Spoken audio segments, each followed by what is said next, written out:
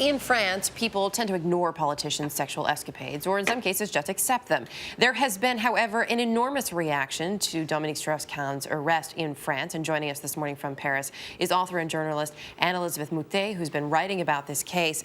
Good to have you with us this morning. Judging from the headlines here, the reaction in France, very different from what we've seen in the United States. Overall, what are people saying about this arrest? Well, they're not all saying exactly the same thing, but they are certainly reacting first with shock and second with an element of disbelief. Third, there's not much attention being paid to the victim here. And now this is the second and third day, and we're getting to a point when there's a reaction against the sort of reflexive defense of Strauss-Kahn by his own class, politicians, powerful people. And you've got more and more people saying we should have known about his failings long before, and we should know about the failings of politicians. And even if it's private life, it's very obviously something that the public should know about. So it's a bit of a watershed. It's a bit of a, he's ushering in, he's not happy to be doing so, but he's ushering in a new era in France. Yeah, it's really interesting the way that they are stepping back there, as you said, ushering in a new era.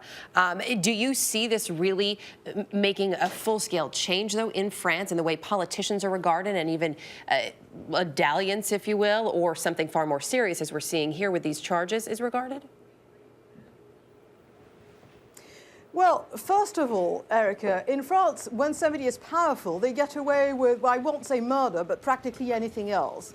And it's turning out that Dominique Strauss-Kahn did. I cannot comment on what happened in this specific instance, but there are two perfectly believable women who told at the time of being attacked by him, perhaps not assaulted, not as brutally as what's being alleged in New York, but it was on the record, people talked about it, nothing happened to him. They both decided not to press charges because they said, I will be disbelieved and this will follow me as I'm somebody who rocks the boat, and it's not done in this country. It's the sort of the attitude that we may have had a revolution in the 18th century in France, but we still have the rulers and the ruled. It's interesting to look at how this all plays out. A couple different things I've read.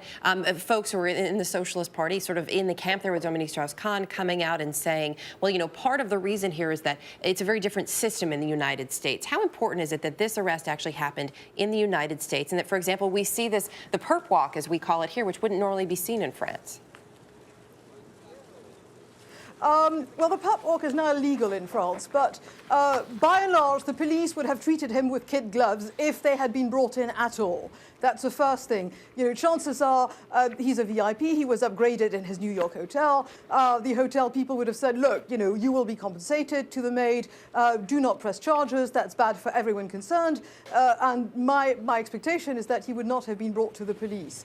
But more generally, there's a sort of unpleasant attitude right now in France in which people are sort of becoming, you know, when everything else fails, become anti-American. And so they say the American justice is all about show trials. It's about attorneys and official judges and magistrates perpetually campaigning for re-election. It's about humiliating someone. The system is unusually cruel.